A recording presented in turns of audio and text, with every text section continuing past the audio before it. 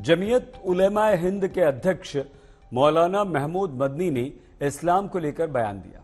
उन्होंने कहा, इस्लाम को बाहरी बताना गलत है। भारत जितना नरेंद्र मोदी या भागवत का है उतना ही मेरा भी। मदनी ने कहा कि ये धरती खुदा के सबसे पहले पैगंबर की जमीन है और इसलिए इस्लाम को बाहरी कहना गलत है। उन्होंने कहा कि इस्लाम सबसे पुराना धर्म है। अरे मोहन भगवत, हम तो हर रंग में रंग जाने वाले हैं। रंग से हमको क्या निस्बत? खुलम खुला बातें हो रही हैं। हिंदू के उत्थान से इस देश के सब लोग सुखी। ये हिंदू पहले समझते हैं। 24 के रण से पहले देश में धर्म की जंग परवान पर चढ़ी है। बहस छिड़ गई है कि कौन सा धर्म कितना पुराना है। भारत में इस्लाम की एंट्री कब हुई, इसको लेकर तर्क दिए जा रहे हैं। सबसे बड़ी बहस इस बात पर छिड़ी है कि क्या भारत में इस्लाम बाहर से आया है। संघ के कई नेता बार बार जोर देकर हाल के दिनों में कह चुके हैं कि भारत में रहने वाले सभी लोग हिंदू हैं और जो मुस्लिम है वो भी हिंदू धर्म से ही धर्मांतरण करके मुस्लिम बने। अब आजादी से पहले बना मुसलमानों का संगठन जमीयत उलेमाए हिंद इस बहस में कूद पड़ा है। जमीयत के मुखिया ने सीधे तौर पर आरएसएस को जवाब देते हुए कहा कि इस्लाम को भारत में बाहर से आया मजहब बताना गलत है। इस धरती की खासियत यह है कि यह खुदा के सबसे पहले पैगंबर अबुल बशर सैयदना आदम अलैहिस्सलाम की सरजमीन है। आप यहीं तशरीफ लाए। यह धरती इस्लाम की जाए पैदाइश है। यह मुसलमानों का पहला वतन है। इसलिए यह कहना, यह समझना और यह बोलना कि इस्लाम बाहर से आया हुआ कोई मजहब है, यह सरासर गलत। महमूद मदनी इस्लाम को सबसे पुराना मजहब भी बताने से नहीं चूके। उनका कहना है कि भारत उतना ही उनका भी है जितना मोदी और भागवत का। इस्लाम इसी मुल्क का मजहब है और सभी मजाहिब में, सारे धर्मों में, सारे रिलीजन में सबसे पुराना मजहब है, सबसे कदीम और पुराना भी है। इस्लाम के आखिरी पैगंबर हजरत मोहम्मद सल्लल्लाहु अलैहि वसल्लम इसी दीन को मुकम्मल करने के लिए तशरीफ लाए थे। इसलिए मैं वाज़ेह तौर से कहता हूं कि भारत हिंदी मुसलमानों के लिए वतनी और दीनी दोनों हैसियतों से सबसे अच्छी जगह। आखिर इस्लाम का भारत में कितना पुराना वजूद है, इसको लेकर बहस क्यों छिड़ी? इसके पीछे संघ के नेताओं के कुछ बयान हैं। खुद संघ प्रमुख मोहन भागवत ने कुछ वक्त पहले कहा था कि भारत में रहने वाले सारे हिंदू हैं, जो दूसरे धर्म को मानने वाले लोग हैं वो धर्मांतरण करके गए। भागवत के इसी बयान को लेकर लंबी बहस छिड़ गई थी।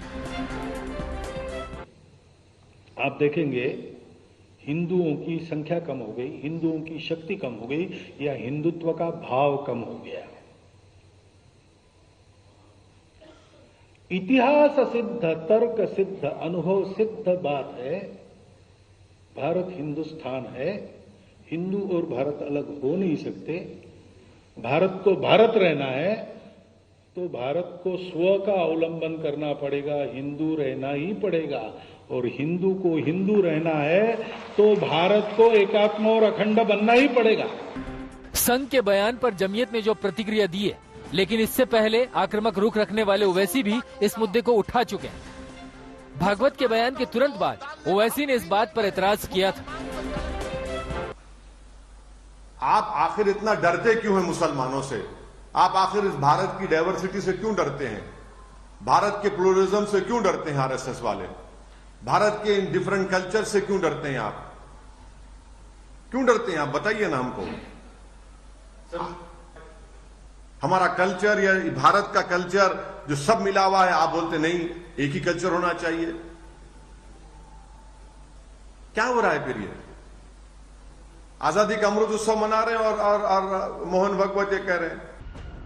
संघ हाल के कुछ वक्त से मुसलमानों को लेकर काफी अलग सोच के साथ सामने आया है। जिस देश में गो हत्या बड़ा मुद्दा है, वहाँ संघ ने ये राय भी खुलकर बिना किसी लाग लपेट के रखी कि जो गोमांस मजबूरी में खाते हैं उनकी भी घर वापसी के लिए संघ तैयार है। वो हिंदू हैं और यदि वो मतांतरित भी हुए हैं उनको वापस ला सकते हैं। यह गुरुजी ने एक है हिंदू समाज के धार्मिक नेतृत्व को, शंकराचार्यों को समझाया।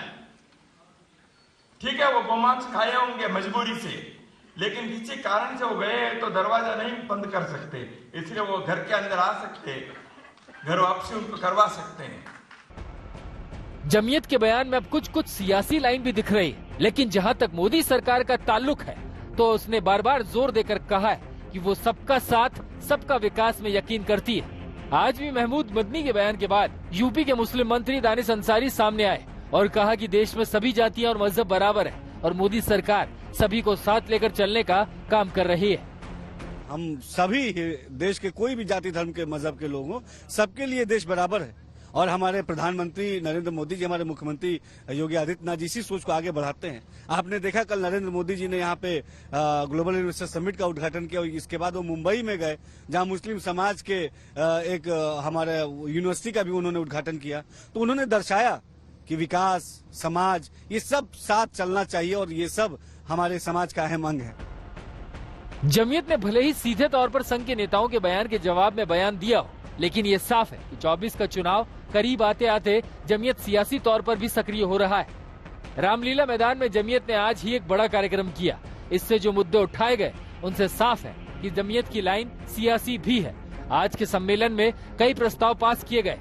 मसलन यूनिफॉर्म सिविल कोड की जरूरत नहीं है। अगर ऐसा कानून बना तो ये विविधता पर चोट होगा। मदरसों के खिलाफ कुछ सरकारें दुष्प्रचार कर रही है। मुस्लिम पर्सनल लॉ को बदला नहीं जा सकता है। इसको खत्म करना लोकतंत्र की भावना के खिलाफ होगा। ऐसा लगता है कि जमीयत भी धार्मिक मुद्दों के साथ सियासी मुद्दों पर भी बैटिंग कर रही है और आने वाले दिनों में ऐसे मुद्दों की गूंज और साफ और तेज सुनाई पड़ेगी। ब्यूरो रिपोर्ट, आज तक।